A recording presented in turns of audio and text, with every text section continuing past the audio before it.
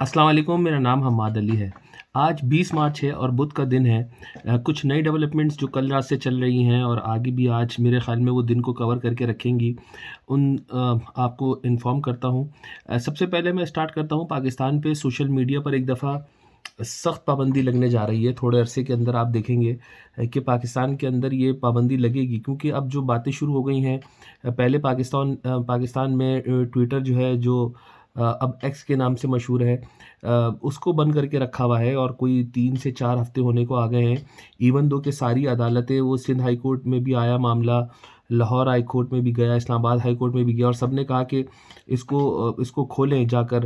अताउल्लाह तारड़ साहब तो एक टीवी प्रोग्राम में ये कह रहे थे कि कोई अगर सबूत है तो दिखाएँ कि इस पे कोई पाबंदी लगी हुई है या इस पे कोई बैन लगा हुआ है। ऐसा कुछ भी नहीं है और ट्विटर काम कर रहा है। हालाँकि पूरा पाकिस्तान इस टाइम वीपीएन पे कनेक्ट करके अपना ट्विटर इस्तेमाल कर रहा होता है। इवन के जो हमारे निगरां वज़ीर-ए-आज़म थे, अनवर अल हक काकड़ साहब, वो भी वीपीएन लगाकर ट्विटर को यूज़ कर रहे थे। तो अब जो रिसेंटली इत्तलात आ रही हैं वो ये हैं कि सोशल मीडिया की तकरीबन बहुत सारे अकाउंट्स जो हैं, 410 अकाउंट जो हैं वो बंद किए गए हैं। कुछ वेबसाइट्स बंद की गई हैं। आगे जो है गवर्नमेंट ये सोच रही है कि फ़ेसबुक और टिकटॉक और इंस्टाग्राम पर भी क्रैकडाउन किया जाए।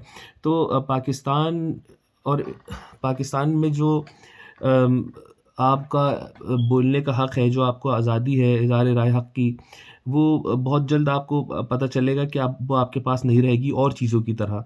जिस तरह हमारे पास गैस नहीं है, जिस तरह हमारे पास बिजली नहीं है, जिस तरह हमारे पास पानी नहीं है, उस तरह अब थोड़े अरसे में हमारे पास इंटरनेट भी नहीं रहेगा। आप देखें 2 कौमों का प्रायोरिटीज़ देखें। इंडिया की, मैं अभी आज बैठा हुआ जब मैं रिसर्च कर रहा था खबरों के ऊपर, तो मैं देख रहा था कि इंडिया की आईटी की जो इंडस्ट्री है वो 150 बिलियन डॉलर थी 2021 में। और आज 2023 में जब एंड हुआ है 2023 का, तो वो इंडस्ट्री जो 250 बिलियन डॉलर की थी, 240 बिलियन डॉलर तक पहुंच गई है। तो इंडिया को आप देखें वो कहाँ आईटी के अंदर जा रहा है, और हम हैं बातें कर रहे हैं कि हमारे यहाँ टिकटॉक पे पाबंदी लगा दी जाए, इंस्टाग्राम पे पाबंदी लगा दी जाए। तो हमारा अभी गैस के बारे में मैं आप लोगों को बता रहा था। कल मेरी बात हो रही थी, बहुत सारे लोगों ने ये कंप्लेन की है कि भाई सुबह 4 बजे गैस आती है, 4 बजे गैस आना शुरू होती है और 10-15 मिनट तक तो उसमें प्रेशर ही नहीं होता है। और वो 7-8 बजे बंद हो जाती है बिल्कुल ही, और फिर शाम में आती है 4 बजे, और शाम में 4 बजे आती है तो 7 बजे गैस चली जाती है। अब बच्चे जिस घर के अंदर हैं, जिनको खाना खाना है, जिसको 10 काम होते हैं रमज़ानों के अंदर, वो उनके अब गैस नहीं है। तो ये पाकिस्तान की करंट सिचुएशन है और हम एटमी पावर हैं और हमारी यहाँ बातें हो रही हैं कि हम सोशल मीडिया भी बंद कर देंगे। तो अल्लाह करे इस मुल्क के साथ कुछ अच्छा हो, जो इसको चलाने वाले हैं सही रास्ते पे चला सकें इसको। वरना आवाम का हाल ये है कि महंगाई से घबराई हुई आवाम अब पागलों की तरह कुछ भी करने के लिए तैयार है। ये हालात हो गए हैं। तो मुझे समहाउ लगता है जो इमरान खान साहब ने जो बात कही थी कि ये श्रीलंका बनने जा रहा है, मुझे कहीं उसके आसार नज़र आते हैं। जब मैं इमरान खान को कोट करता हूँ तो मुझे ये ना समझा जाए कि मैं पीटीआई का कोई हमदर्द हूँ। मेरा काम खबरें को कलेक्ट करना है। मेरा काम उस पे थोड़ा बहुत तज़किया देना है, जो मैं कर सकता हूँ। मगर इस तरह के हालात नज़र आ रहे हैं। अच्छा, खबरों की तरफ आता हूँ तो कल रात को एक प्रोग्राम हुआ है कामरान शाहिद का, जो दुनिया न्यूज़ पे करते हैं।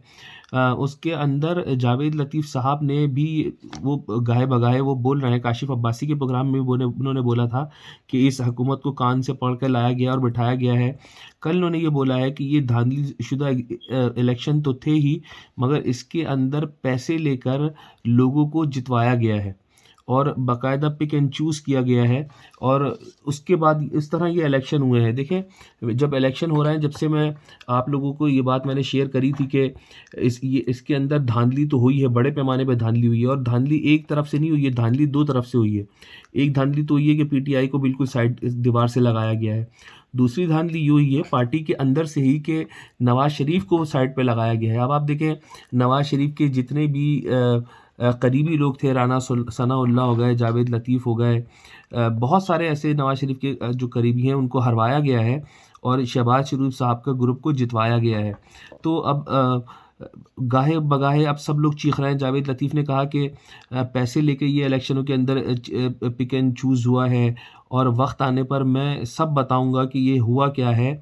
और उन्होंने ये भी कहा है कि मैं खाली नवाज़ शरीफ की वजह से अभी चुप हूँ, वरना वक़्त आने पर मैं सब उगलूँगा कि मेरे अंदर क्या-क्या है। वो ये कहते हैं कि नवाज़ शरीफ बेसिकली जो है वो जीते हुए थे और उनको हरवा दिया गया है। मगर अगर आप देखें फॉर्म 45 के को देखें तो फॉर्म 45 तो ये कहता है कि हार्डली कोई 17 सीटें जो हैं वो मुस्लिम लीग नून जीती है। तो वो क्या चाह रहे हैं ये नहीं पता समझ में आ रहा मुझे कि वो क्या रिकाउंटिंग करवाना चाह रहे हैं? वो ये बताना चाह रहे हैं कि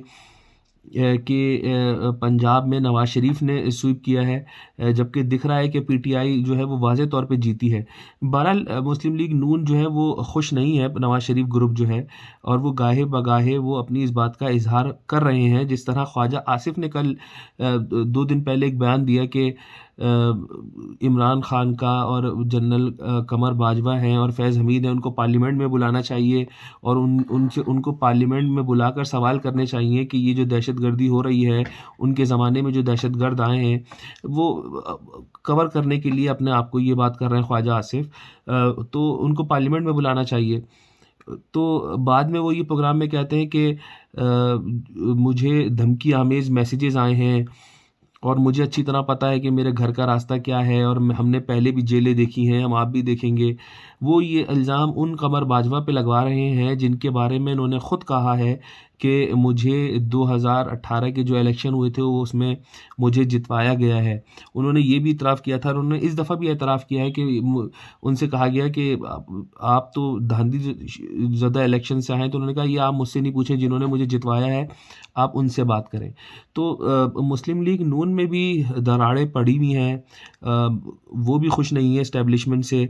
अब मेरी समझ में नहीं आता, पीटीआई भी खुश नहीं है एस्टेब्लिशमेंट से, पीपी भी एस्टेब्लिशमेंट से खुश नहीं है, नवाज़ शरीफ भी एस्टेब्लिशमेंट से कुछ खुश नहीं है। तो एस्टेब्लिशमेंट को समहाउ सोचना चाहिए कि उनके साथ लॉयल कौन है?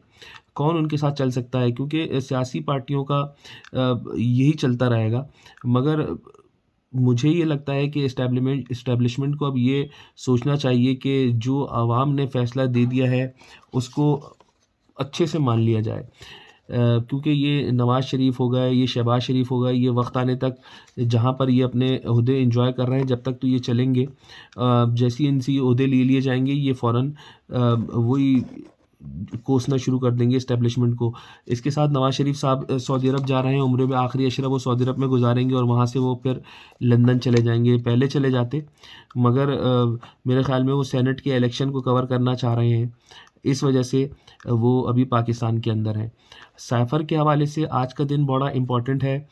इमरान खान के कोई 10 के करीब जो केसेस हैं वो आज अदालत के अंदर सुने जाएँगे, जिसके अंदर साइफ़र का केस के अंदर जो मुझे लगता है जिस तरह के हियरिंग हो रही है उसके अंदर तो यही समझ में आ रहा है कि इमरान खान साहब को रिलीफ़ मिल जाएगा। मगर हमारे यहाँ बहुत सारे जो यूट्यूबर्स हैं, सहाफ़ी हैं, वो ये बात कर रहे हैं कि इमरान खान 25 से पहले बाहर आ जाएँगे। देखिए इमरान खान का भी बाहर आना मुमकिन नहीं है। उनको तो 70-72 साल की सज़ा दी हुई है अल कादिर ट्रस्ट के अंदर, और जो इद्दत का जो केस है उसके अंदर इतनी लंबी-लंबी और 200 केसेस उनके ऊपर हैं। वो इतनी आराम से तो उनको अभी एस्टेब्लिशमेंट बाहर नहीं आने देगी। और जो हालात चल रहे हैं उसके ऊपर ये दिख रहा है कि अभी तो ये पीटीआई और एस्टेब्लिशमेंट के अंदर दोबारा फड्डा पड़ने वाला है। जो जब से अली अमीन गंडापुर के जो वारंट पिंडी की अदालत ने इशू करे हैं, उसके साथ मुराद सईद के भी वारंट हैं, उसके साथ शेरी मज़ारी के भी हैं। तो दोबारा से पीटीआई की क़यादत जो है, जो एक्स क़यादत है, जो अभी की क़यादत है, उसके ख़िलाफ़ दोबारा उन्होंने वारंट निकाले हैं और मुझे ये लगता है इस दफ़ा पीटीआई 18 महीने की जिस तरह गुज़ारा है उन्होंने दब-दब कर, अब पीटीआई चुप नहीं बैठेगी। और जिस तरह असद कैसर ने कहा था कि अब हम जवाब देंगे, तो मुझे लगता है कि अब अगर अमीन अली गंडापुर को पकड़ने की कोशिश की गई तो तो अब पीटीआई भी चुप नहीं रहेगी। देखते हैं आने वाले कुछ दिनों के अंदर ये बहुत अच्छे से पता चल जाएगा। उसके अलावा हसन और हुसैन नवाज़ के जो 3 केसेज़ हैं उनको क्लीन चिट दे दी गई है, चाहे वो पनामा का केस हो, चाहे वो एमन फ़ील्ड का केस हो, उन सब से उनको छुट्टी दे दी गई है। अदालत ने उनको बेकसूर करार दिया है। उससे पहले नवाज़ शरीफ को और मरीम नवाज़ को बिल्कुल कह दिया गया था कि इनका कोई कसूर नहीं है, तो इन तीनों का भी इन दोनों भाइयों को भी अब छुट्टी मिल गई है। अब ये पाकिस्तान आ सकते हैं, प्रोटोकॉल एन्जॉय कर सकते हैं, उम्रे पे जा सकते हैं और बिज़नेस जो वो करते हैं वो दोबारा कर सकते हैं। अ, अच्छा जी, कुछ दिनों से कच्चे के इलाके में जो कार्रवाइयाँ कर रहे हैं डाकू, उसकी जो पिक्चर्स हैं, उसकी जो वो वीडियो बना के सोशल मीडिया पर डाल रहे हैं कि बंदों को बिल्कुल सामने आँखों के सामने गोली मार रहे हैं, फिर उसके बाद वो गिरफ्तारियाँ दिखा रहे हैं। इस इनके लिए रियासत क्यों खामोश है, इसका कुछ नहीं पता, कब तक खामोश रहेगी इसका भी कुछ नहीं पता, मगर सिराजुल हक साहब जो हैं, जमात इस्लामी वाले, उन्होंने बड़े खुल के इसका बोला है कि इसमें सियासतदान मुलव्विस हैं इन डाकुओं के साथ। तो होपफुली कि हमारी जो वज़ीर आज़म हैं और हमारे वज़ीर दिफ़ा हैं, हमारे और बड़े लोग हैं, वो इसको ज़रूर देखेंगे जो कच्चे के डाकू कर रहे हैं। वैसे तो बड़े ओहदों पर भी डाकू बैठे हैं, मगर ये छोटे डाकू जो हैं, उन्होंने फ़िलहाल लोगों का जीना हजरन किया हुआ है। दूसरी तरफ मैं आपको बताऊँ, पाकिस्तान की जो हॉकी टीम है, वो दुनिया पे रूल करने वाली है। वो बहुत जल्द वर्ल्ड कप जीतने वाली है, क्योंकि हुआ ये है कि सिंध असेंबली से एक खातून साहबा जो है वहाँ की सदर बन गई हैं और उन खातून का नाम है मोहतरमा शाहिला रज़ा साहिबा।